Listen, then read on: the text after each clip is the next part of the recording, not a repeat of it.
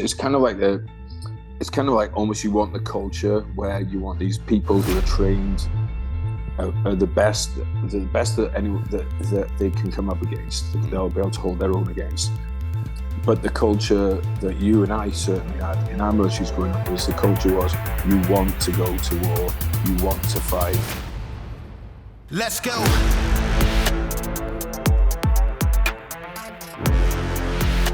Welcome to Citizen. We've got a very special guest today, Geraint Jones, author, writer, and host of Veteran State of Mind podcast, also struggling after several days in Las Vegas. How's it going, buddy? Mate, I very much appreciate you putting that on the back end of that. I want to throw it out to anyone out there that reads my work or ever wants to come to me for work. Do not come to Vegas for work. Purely pleasure. Yeah. No, it's been great, man, catching up with a lot of the old guys. We had a movie come out on Wednesday, like a limited release up in Hollywood. It's the first time I've ever done anything like that. With Nate Boyer, the former Green Beret, NFL, oldest ever rookie in the NFL. So to see that kind of come to life after 5 years of work was like really cool, really surreal, and honestly, I don't think I've actually kind of had the time to wrap my head fully around that whole experience yet. What's the name of the movie? What's it about? It's called MVP, which if you search MVP, you will get a movie called Most Valuable Primate, which I haven't watched, so I can't really vouch an opinion, on it. It's about a primate playing ice hockey, which is probably quite a true story, given the behavior of most of those dudes. But yeah, Nate runs this charity called Merge of Vets and Players, because as you know yourself, as a lot of guests and stuff you've had on talk about, it's not PTSD. Well, I'm not going to say it's not PTSD when people come out. It's not. But everything that people always go to with veterans struggling is, it must be PTSD. Or with with athletes, it's, it must be CTE, Whereas the reality for both of us kind of groups is we've probably grown up once in something. It's been one of the most intense experiences of our lives. So much of our identity, our purpose, that's all wrapped up in the uniform, as we see it. And then when that comes away, for most people, average pro career in the pros, 3 years? For the NFL, yeah, I think it's 3 years. Yeah. So even if you get lucky, you get 3 years. And for them as well, that makes so much financial difference for most of those guys, because they've come from, a lot of these guys who come from nothing, then come into money. That's a problem in the same way that soldiers don't get really taught how to manage their lives for the future while they're serving. And obviously there's a lot of there's personal responsibility there too, don't get me wrong. But we just kind of figure that, what's one of the things that we both have in common, both groups? And it's working out. It's getting after it, and especially in groups. So Jay Glazer, the Fox correspondent, being on Ballers, that kind of thing. He has this gym that he opens up for veterans on a Wednesday afternoon, and you'll get veterans will come down, but you also get people like Wiz Khalifa stopping, Chris Bell stopping, and these guys get to train with each other, and then they. Excuse me, there might be a bit of bumping going on here. As stated earlier, we're out in Vegas, so I do apologize. It's great things you train together, and then at the end, sit around on the mats, kind of like a smoke pit style, and you can bullshit if you got something on your mind. You can get it out there. If you just want to, some nights there, it's all just fun. Other nights, someone might have been going through a really difficult time and they don't know who to talk to. But because they've got these people that they look up to so much, that kind of if you get your hero sitting next to you, all of a sudden saying no, it's okay, or even more to the point, in the film we had Tony Gonzalez, Hall of Fame tight end, and I'd heard him giving an interview on a podcast, and I basically stole all the lyrics from his, from that real speech. We put it into the movie, showed him the movie, and he agreed to be in it. So we had people like him in, people like Randy Couture, the UFC heavyweight champ. And The NFL got on board with it. They were great. They gave us sets to film on. I think Jay Glazer said that he came home one day and Nate had let himself in and was just turned Jay's house into a set and stuff. So it got done on, dude. The budget for it was like, in the movie world, not even chump change. You wouldn't even bend over to pick it up off a sidewalk. But by calling in a lot of favors and a lot of people agreeing to take, either for nothing or points on the back end, we got it done. There's veterans in front of the camera. There's veterans behind the camera. I wrote it with Nate. Nate directed it. And I think we were able to do something really cool. It's very, you've put on events and things, right? It's kind of an odd feeling running up to it. Like I felt far more nervous in the run up to that than I ever did in any kind of combat situation. Sure. And it's one thing to get blown up and never know about it again, but it's this thing of, Jesus Christ, if this sucks and I have to sit here and just basically see what you put your passion into be torn apart for a few hours. But it seemed to go down well, man. So, and you guys just did the first screening this week in Vegas? Screening was in, so there was 34 cities spread across the US, and LA was the kind of like the premiere. So there was a few hundred people in LA, and then there were smaller screenings, across the country. And I'm not really the kind of the brains of the operation, definitely not. But I think the idea off the back of this is it got more exposure, and then once if we get enough exposure, hopefully we get it onto some kind of streaming platform. Sure. Because I mean, honestly, bro, it's not a really like a massively commercially viable film because not all of our veterans are unhappy. They're not all, they don't all hate their lives. And I feel with these things, you have to go, Hollywood wants you to go one way or another on something. Sure. They want the veteran to go crazy and be the vigilante who starts can't take it anymore, or he can't take it anymore and he kills himself. Yeah, Hollywood always wants tropes, it's nuanced narratives don't really sell for them, at least. I mean, I think people like that kind of stuff, but Hollywood doesn't like to put money into that kind of stuff. Right, that's weird. And then every time something does really well and wins loads of awards, you're like, this movie was so different. Yeah, well, yeah, that's why. but then like try getting that past the next one. But we got it made, dude. So that was a big achievement, and I give massive credit to Nate for just making it happen, because I think there's obstacles in the way of any challenge, but especially on this one, dude. He shot it during COVID and stuff as well. He was very clever. The roads were quiet, so fucking let's just not ask for permission. Let's just go and set up on the roads and start filming. And it was cool, dude. Like we had the battalion. I always forget this. I think the battalion was 2-7, I believe, and they've lost more Marines to suicide than they lost on deployment. And we're not talking like 1 to 2 here, but the amount of numbers is absolutely staggering. I think they've lost something like over 50 guys now to suicide, which is just it's insane. There's no other way of thinking of it. Yeah, that's fucked. I mean, I just got it's been the DOD here in the United States stopped reporting the suicide numbers. Right. Like the military is not reporting it at all now because it's so high, which is not really a solution. Like you say that not every veteran is I guess damaged or whatever, however, society in Hollywood wants to portray it. But I think it's this kind of thing, this film, and then, MVP in general, the organization that Jay and Nate run, I think is also important, because if there are quite a few people that need help from the Brotherhood. And if you're one of the people who don't need help, that means you should be one of the people providing help for everybody else. You know what I mean? So I think it is pretty ubiquitous.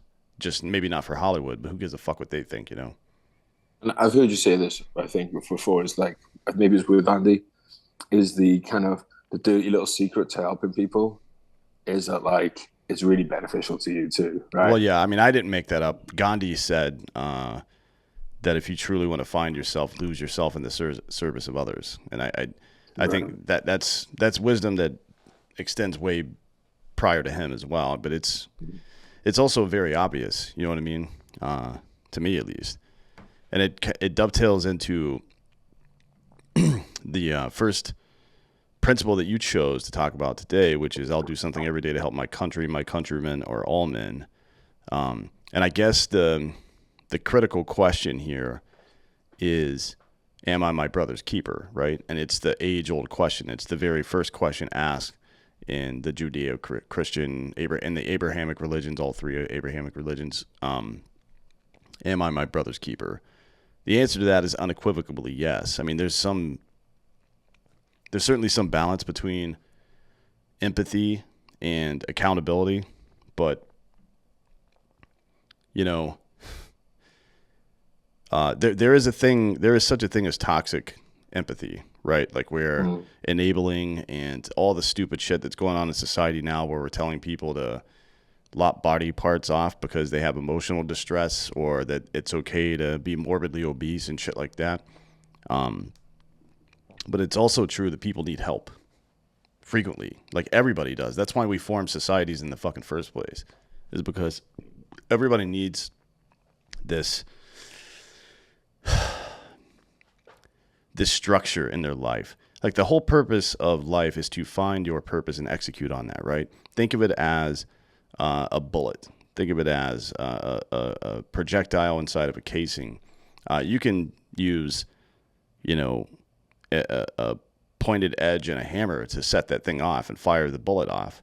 But, if you've got if you've got a little barrel, then you can kind of guide it. And if you've got a longer barrel, you can guide it better. And if you've got a barrel that has rifling in it, then you can fire it longer and more accurately. You know what I mean? So all these things are a metaphor for the structure that society provides for us to be able to be as on target and effective with our purpose as humanly possible. And the only way any of that happens is if we have stable societies that are, somewhere in that Goldilocks zone, providing support without being oppressive. You know what I mean? Mm-hmm. And it's why the founders of the U.S. Constitution wrote it the way they did, which is a combination of federalism and republicanism. It's a republic where we do have representative democracy to some extent, but it is a republic, and it's also a confederation of states where, in the beginning we allotted certain responsibilities for the federal government and sent everything back to the states so people could govern themselves at the lowest possible level. Obviously, that's not what we do now.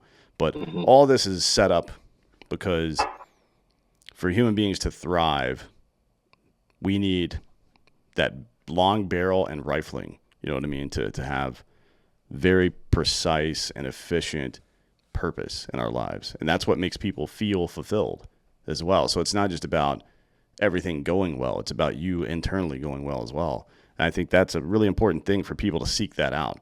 You seek out people who think like you do, so you can build societies around shared values, right? But none of that's all a fairy tale unless you're willing to step in the gap, stand in the breach between danger and people who can't protect themselves and help people. You know what I mean?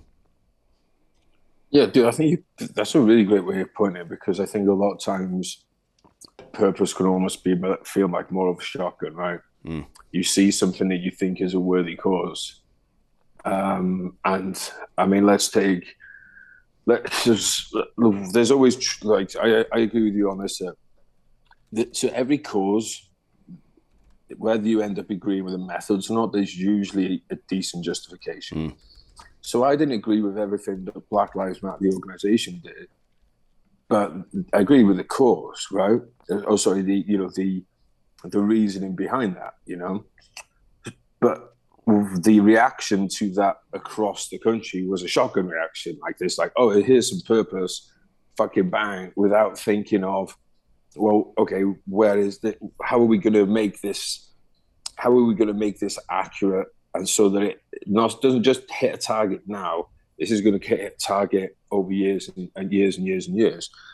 So I think that's a really good way of thinking of purpose, mate. The other, of course, I think purpose. I think there's certain parts of it which are just universal, and I think some things. There's certain things that I just think make almost everybody feel like they have a sense of purpose, and a lot of that is the reason so many people have families. It's the reason so many people join sports teams, or that kind of thing. And then there's individual purpose, because those are maybe the places that we can, like if you and I went to the beach every day and collected trash, we'd be making an important difference. But would that be the best use of what, Dan and Gez are doing here on the planet to do? No, and I think the trash test to me is like a really important.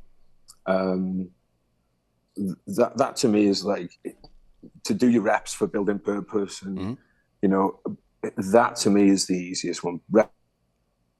Picking up trash, shopping carts, doors, saying hello, and like it's easy when you're in a good mood. When I was going to the airport the other day and I was in a good mood, it was very easy for me to say hello to everybody. It was very easy for me to talk to people, and you never know what you're going to get back to. Like I've had a flight in the past where I was just my phone and everything and stuff had died.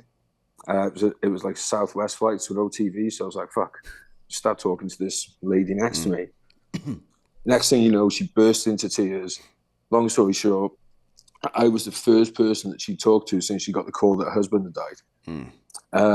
And my friend wakes up next to me, and me and her are hugging. She's sobbing, and it was just nuts, dude. Like I'll always remember that person. I'm sure she'll remember me, and that just came from the fact that my phone died.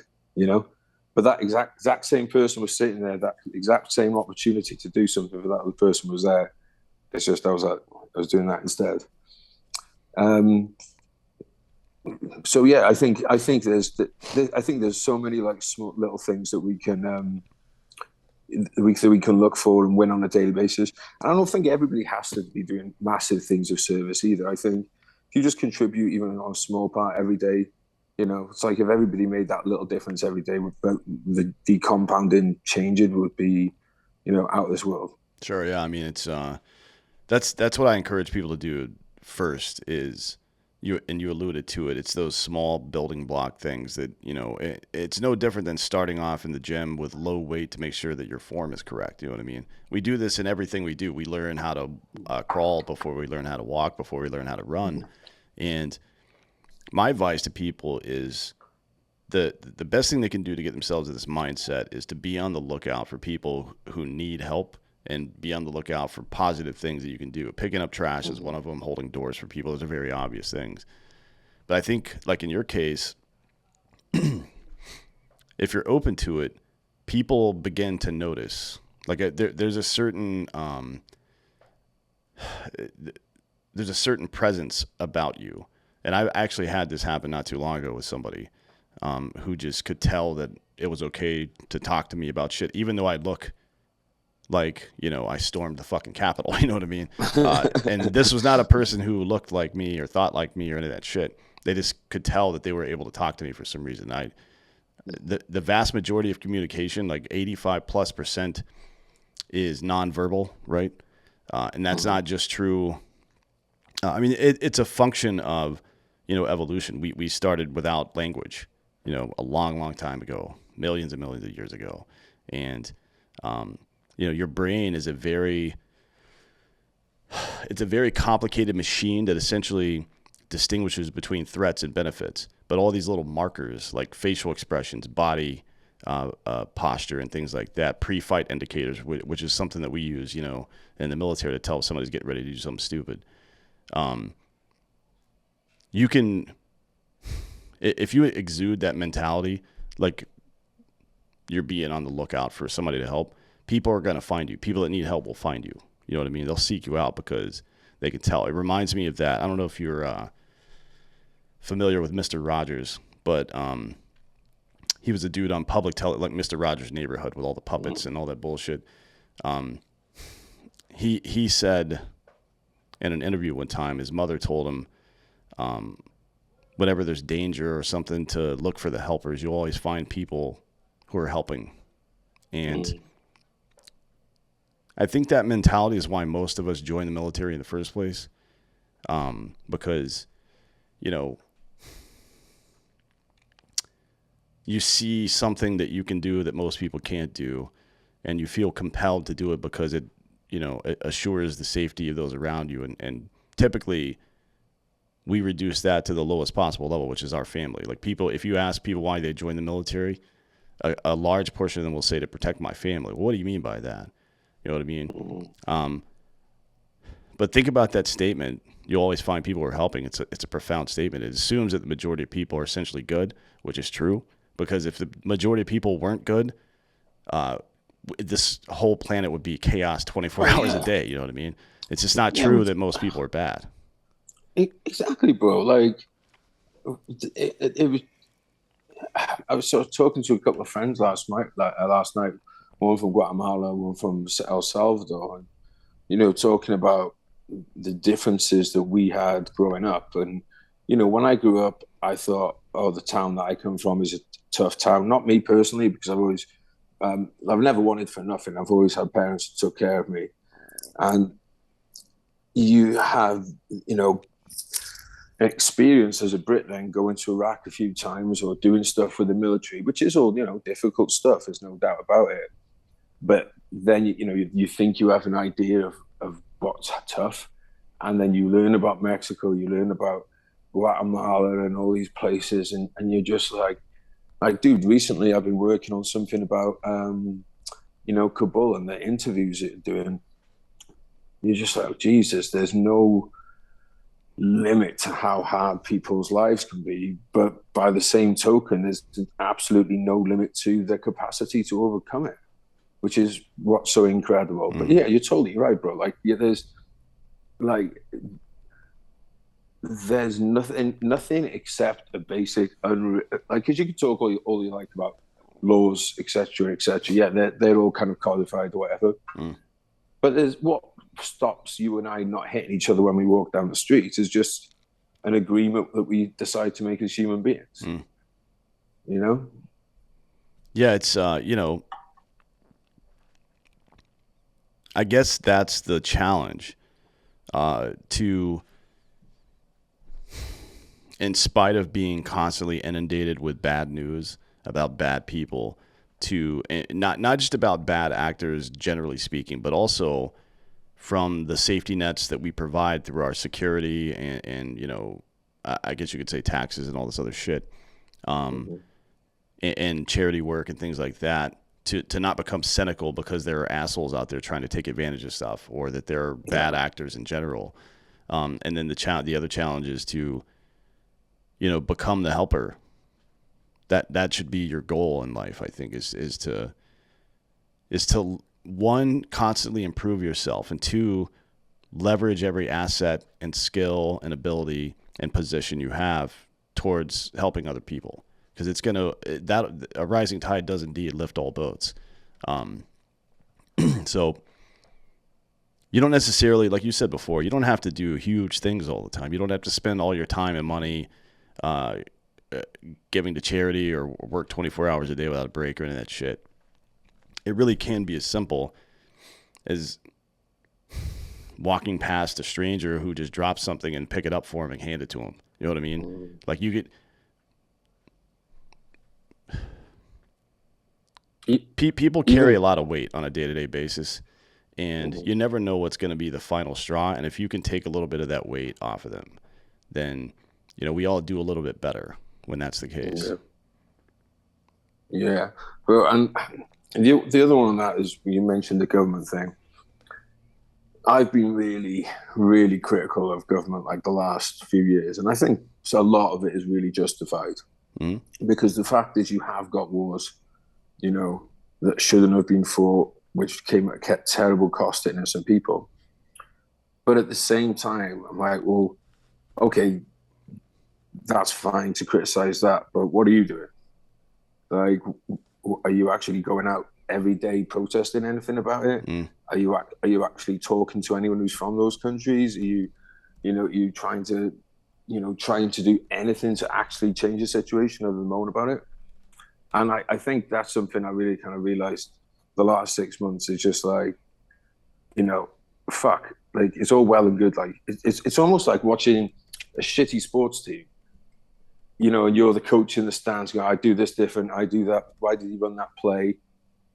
Well, if you wanted to be in that position to make that happen, you need to get involved in the game somehow, or start your own game or something.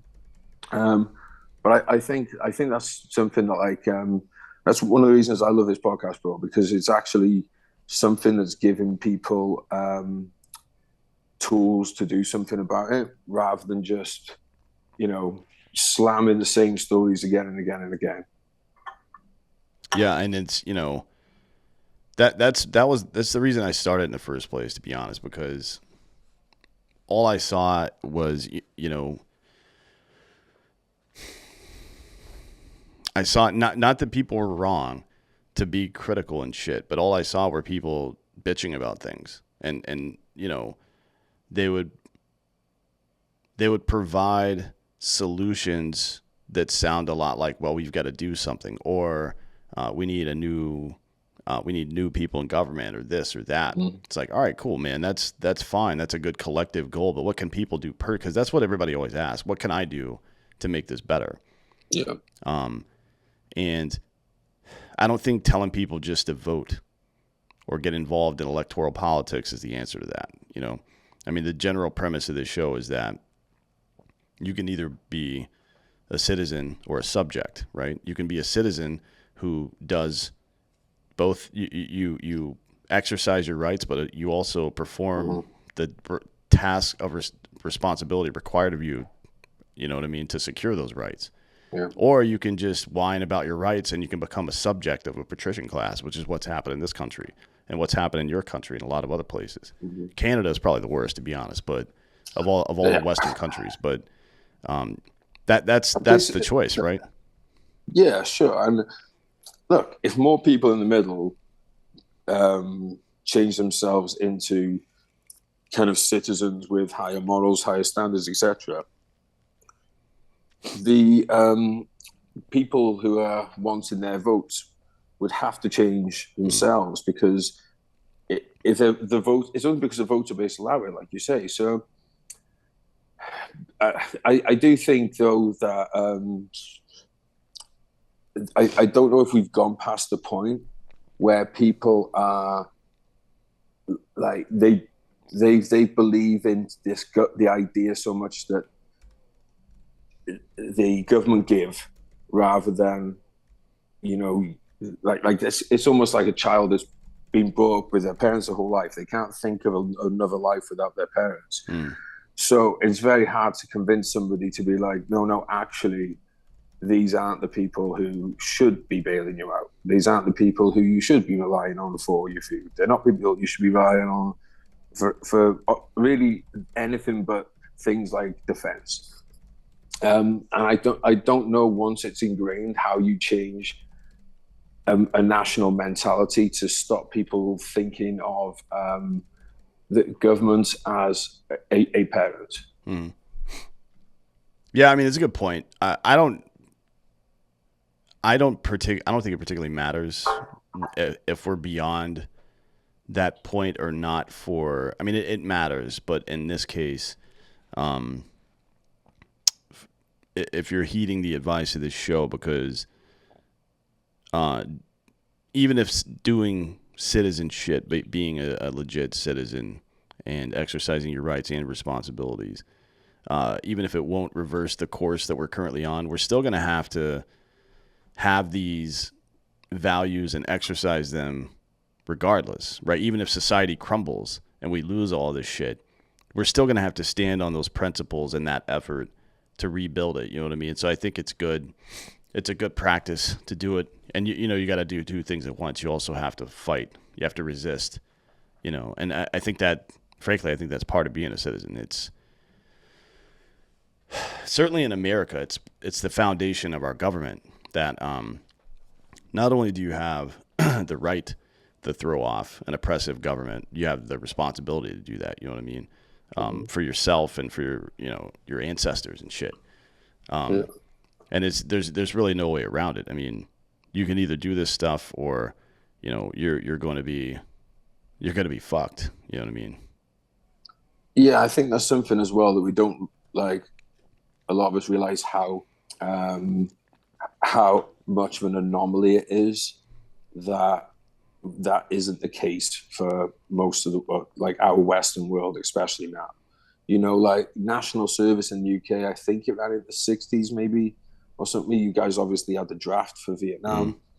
We're not talking about a long time ago where citizens were, required to do a period of military service for their countries.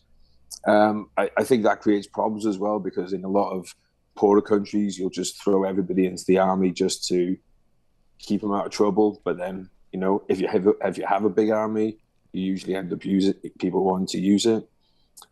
And then, like as we see time again, if you have a powerful army, quite often that gives you the destabilization in countries like continents like Africa, South America, where there's one coup after another. But I don't know how you go about these days. I don't know if I like the idea of a draft because obviously we've seen, I think you agree with me, that the last wars recently were not just wars, and therefore I would not want people to be forced into serving in those wars. All that being said, would 2 years of service done a lot of good for a lot of people, in terms of teaching them teach them about themselves, things they wouldn't have learned about themselves if they haven't left their local area. So I think the reason like citizen soldiering works so well for, say, the Greeks is because that was your farmland. And then you got your shield, you got your helmet, you got your fucking spear. And when you're about to be invaded, you grab your shit, you meet up with all the other fucking farmers in the area, all the landowners, and you get together and you know that if you don't win that battle, all that food that's going to feed your family is going to get burnt or taken away and your family's going to starve. And you've lost everything that people have built for. So they had something that was so real and kind of touchable that they could access. Whereas now I don't think people have that now. Well, yeah, I mean, so the idea, it's easy to get people to fight in their own defense, right? So, so governments have historically tried to convince the population, at least the military age fighting male population, that we have to proactively defend ourselves against this or that, right? And those are wars of invasion or conquest or whatever. It's happened quite a bit, throughout human history. It's not unique to now or to us. It's kind of always been that way. And I think a point you made a minute ago about if we adjust our expectations and tolerance of people in government, then they have to eventually come back around, to what we want them to do, because otherwise they won't get elected. Now that's a slow moving ship. You know what I mean? Right. So and if it's even possible. Yeah, we'll see. And it's it's with our system of government where we have a change of power every couple of years, it's notoriously difficult to get anything long term done. You know what I mean? There's something to be said for. Is that picking up the ice machine? Oh, little, yeah, that's fine. There's something to be said for governments that persist for a long time because they're able to get things done. But that is what it is. So I want to talk about this next principle, number 7. And it says, I will promote equality of opportunity, not outcome, particularly when I'm in a position of power and wealth. And the subtext for that is America is only America if it's America for every American. And I would say this: you could substitute liberty for that word. Liberty only exists if it exists for everybody. Otherwise, it's just another form of oppression with less people being oppressed, right? So, tell me why that one jumped off the page, bro. Because I think that same with a business, same with any kind of team. Well, for one, it's a few reasons. One, I think just practically speaking, I think it makes sense it would be stupid to limit. It would be stupid to limit just the people who are in your circle to opportunities, advancements, etc., etc. I just, so from the point of view of a country, I believe very strongly that people should be able to move from place to place if you can earn a place there. But I think it's a simple one for me, Bobby. I just feel like it was weird to me growing up. I grew in a very non-diverse town, which I would never say it was like we're not talking like what you might have had in say some southern towns in the States with Confederate. We're not talking that, but just you never knew people from other backgrounds, other cultures. Even a lot of other British cultures, you knew nothing about them. And as you get going then luckily the military gives you chance to travel, but it also dehumanizes people in other countries too, because you have to, because you can't fight if you can't kill if you can't dehumanize. Right. And that rubs off on the locals too. So even though you'd be good to the locals, they're still they're the locals and we're us, right? Mm-hmm. And then like having been traveling as a civilian now, I've never been to a country that didn't meet someone that I don't like, and I've never met somebody there's nothing that makes me think that not everyone is capable of good or evil, and I just think that everyone benefits by getting the same opportunities, So if that's liberty, then that's liberty. If that's the right to, I mean, it gets murky waters when you start talking about rights for clean waters and stuff like that. But I mean, people should have a right to live definitely without violence. I mean, that should be something that we could give to everyone. But I don't think you can have because the idea of freedom is basically not imposing violence in order to get a goal, right, or an end state. So long as one person somewhere is having their decisions enforced on them by force, then actual liberty itself it doesn't exist. That makes sense? Yeah, for sure. Yeah, it's but the implication is pretty obvious there, right? It's if indeed people have a natural right to live without being compelled by violence to act against their own wishes, then somebody has to be ready to do violence on their behalf at all times. Yeah. And it can't just be the military, because the state can't have a monopoly on violence. That's how dictatorships form. You know what I mean? Yep. So, and it's probably better that it's not the military, because if you get the military, you get this organization. Like, the military is a very weird thing, because it's this organization that has so much money thrown at it.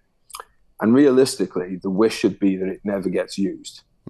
Because that means that people are going to die, and that diplomacy's failed, etc., etc. So the idea that a country, we're all human, we all give into temptations, we all want to play with our little train sets. So the idea that we would have this power and not use it is, I think, very dangerous. Whereas if people are responsible for defending themselves, that's somebody that then would have to be going out of their way above and beyond to do this thing, which is not it's not their entire reason for being, which is what the military is. People go their entire lives through it, especially to the general rank. They are in that whole system their lives. So I agree with you. I think people need to look at themselves as their own defenders. Definitely their family defenders, but also to it's okay. Let me ask you this: where do you draw that line though between okay, I'll go and help my neighbor on the other side of the town, or what if your neighbor is 30 miles away in Canada and they need help? Because at that point then it becomes about votes or whatever, so there's some kind of government element comes into it there. So sure. where is it for you? Where is that line?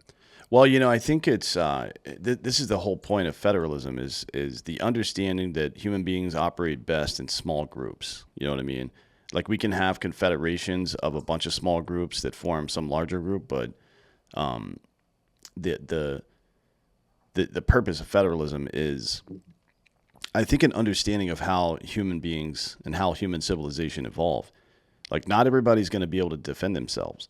But not everybody's going to be an engineer or a doctor either. You know what I mean? There's roles in society, and we need everybody to be in the best possible role for them for a number of reasons. One, because it's more effective, and two, because it's necessary, and three, because if our doctors and lawyers and engineers are spending most of their time just trying to defend themselves, then they're not doing their actual job. You know what I mean? Right. It's the same thing you see in startups where it's a really small skeleton crew and everybody's malassigned doing shit outside of their field of expertise. And eventually there's a diminishing return. It starts taking away from what made the company great in the first place. You know what I mean? So it's kind of, sorry, mate. No, go ahead. No, I was going to say, it's kind of like almost you want the culture where you want these people who are trained are the best that they can come up against. They'll be able to hold their own against. But the culture that you and I certainly had in our militaries growing up was the culture was you want to go to war, you want to fight, you want to do that.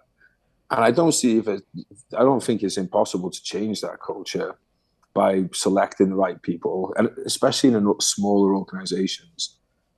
Maybe more mature people in them rather than recruiting 17-year-old guys who, let's be honest, most 17-year-old guys are fucking crazy. Yeah. You're not going to be able to, it's a very hard time convincing him that the best thing that can happen to you is that you don't go to war.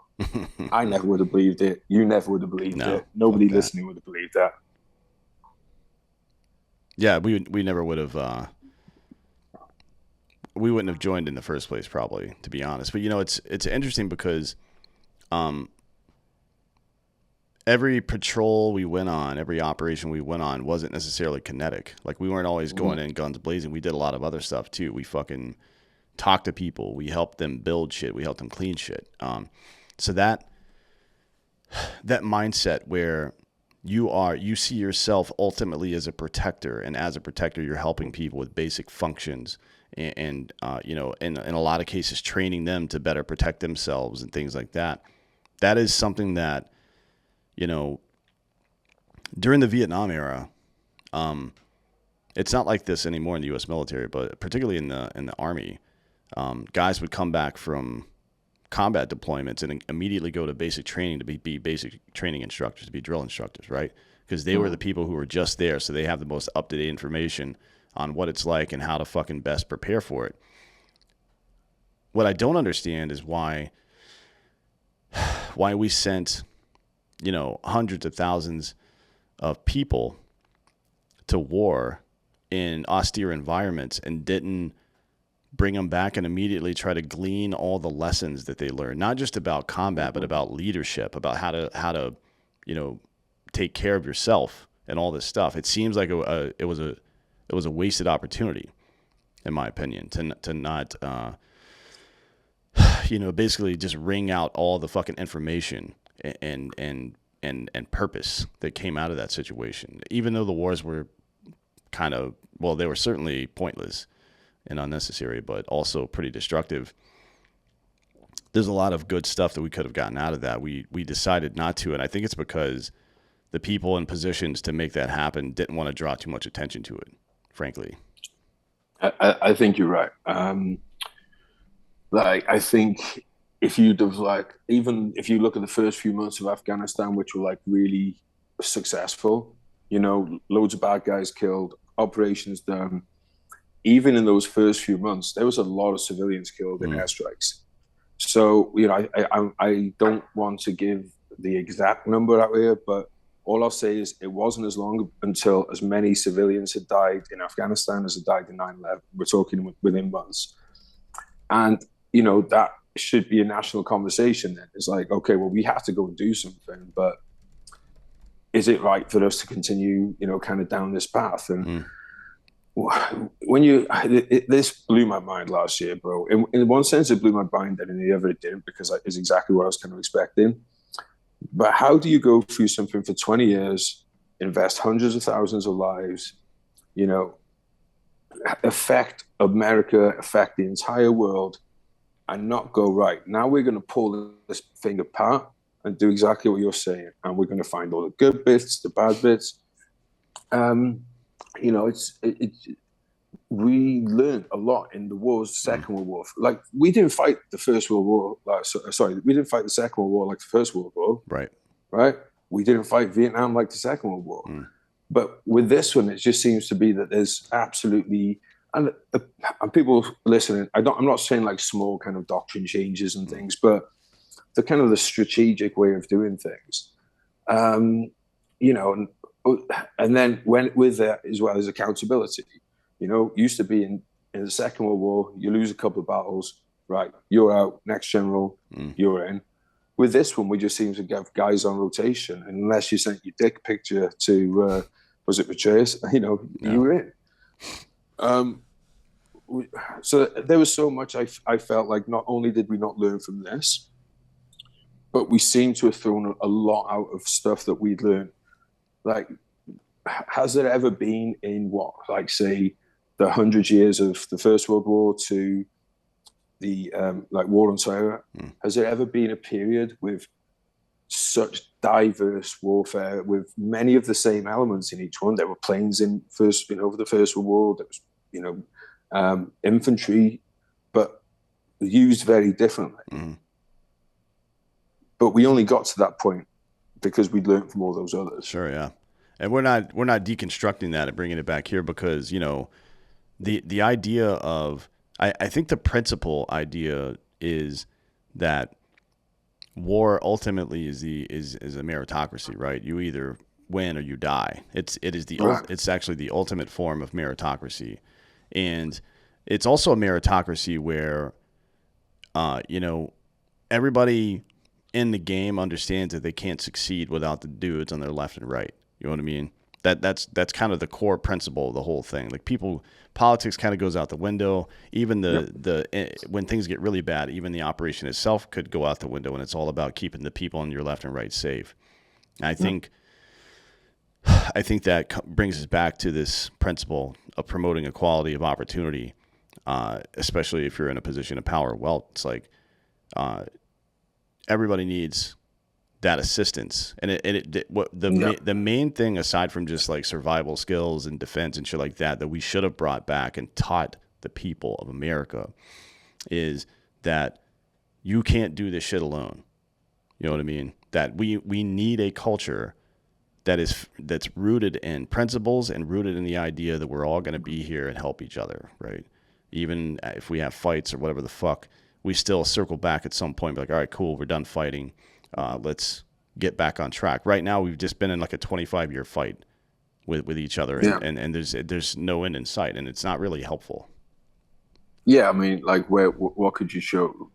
Like, imagine what other massive efforts if you put all that resources, all those people towards all these different nations, like, what could be achieved for that same amount of effort? I mean, who knows? But all I know is we could put all that in and really achieve nothing out of it. But no, you're right, mate. I think going away to those places, that certainly has made me seeing how unlevel the playing field is around the world. It doesn't look, fuck, dude. Am I going to stop buying? Am I going to live in a tiny apartment because I'd rather give that money to other charities? I'm not going to do it. I'm selfish. That's just the truth. Like most of us in the West, we could all invite several families into our houses and bring in a load of refugees. We could do it. We don't. So there's that extreme of the equal opportunity. But I think equal opportunity as well as, could be just that you'll try and put aside your kind of prejudice when you meet someone. Like we've all done this leaving the military. Oh, he was never in the army? What a fucking pussy. What does he know? He doesn't get me. So even but by taking that out, you're giving that person an equal opportunity in just making an introduction. Yeah, it's, I suppose it's just another form of tribalism. You know what I mean? Yeah. We put a lot of weight on experience and stuff like that. Well, it looks like my guy had a little bit of technical difficulty, so we're going to wrap this up. I'll just recap the show from today because I think it was a really good one, and I really appreciate Geraint coming on the show. Once again, he decided to talk about doing something every day to help the country, his countrymen or all men. It truly is a combination of those things. So, making the conscious decision to put other people before yourself. It's not just for the sake of altruism. The purpose of that is that as a community-based people, which is what human beings are, you're going to find that the most important things you ever do are in the service of other people. As we mentioned earlier with the Gandhi quote, that if you truly want to find yourself, lose yourself in the service of others. It isn't just a platitude. That's how whatever purpose muscle in your brain or whatever we're talking about here, whatever that is, it's fed by and even satisfied by helping other people, doing things that help society, doing things that help other people that need help. And it's not just about the platitude. It's not just about being altruistic. It's not even just about living up to an ethical code. It's literally the best thing you can do both for yourself and for everybody else. And, that's why I'm very critical of this whole self-care movement. I get it from the perspective of the worker who's, ground themselves down into dust, working for a corporation or whatever that doesn't give a shit about them. I understand it from the point of view of a soldier, as I've been, fighting and bleeding for, not so noble causes and for a country that doesn't seem, at least from the government side, to give a fuck about us. But I understand how you might become cynical about those sorts of things. But we can't allow ourselves to become cynical because this pendulum swing back in the direction of selfishness and me, and self-care and patting yourself on the back all the time. Not only is it super cringe and a little pathetic, but it's also a maladaptive trait. That's not how human beings are supposed to be. So you're not going to be happy when you do that. And then, of course, he moved on to promoting equality of opportunity because, it's a very obvious thing. Liberty, at its core, only exists if it exists for everyone. America is only America if it's America for every American. And we have the right to live without violence. We have a right to not live under the authority of a state that has a monopoly on violence as well. And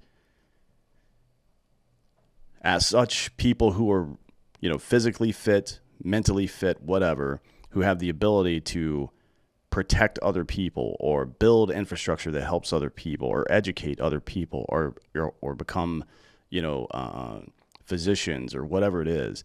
Like, you have that potential skill set. You have a responsibility to do it for your country and for your fellow man. It's simply the least you could do to exercise what you've been given and to make the most of yourself, because, as I say very frequently, when we all do better, we all do better.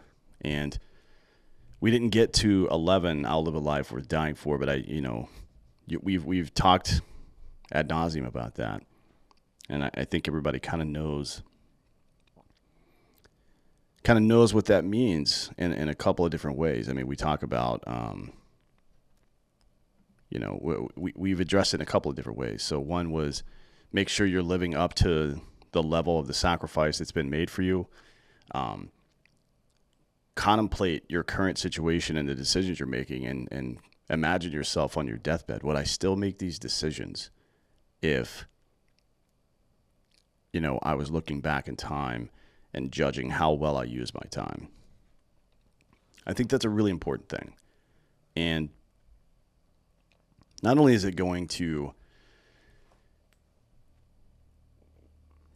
center you on your purpose, right? Which is, again, why we're all here. But it's also going to keep your mind active. It's really important to challenge your own assumptions. It's really important to look around from time to time and, question, is this where I'm supposed to be? And if not, how do I get to where I'm supposed to be? And if you look around in America right now, it's plainly obvious that we as a country are not where we're supposed to be. We have to do something about this, right? I say we, not someone. Let's not use the impersonal pronouns like that, like someone's got to do something. Well, you're somebody, so do something. Appreciate Geraint coming on the show today. Hope he's having fun in Vegas. Once again, you can find him, Geraint Jones, anywhere on, it's Geraint, anywhere on social media you can find him. He's got some books out. Also, check out his podcast, Veteran State of Mind. It's a good one. I was on it recently. I don't know when it's going to be published, but it'll come out pretty soon. I appreciate him coming on the show, and I appreciate you all listening. This has been Citizen.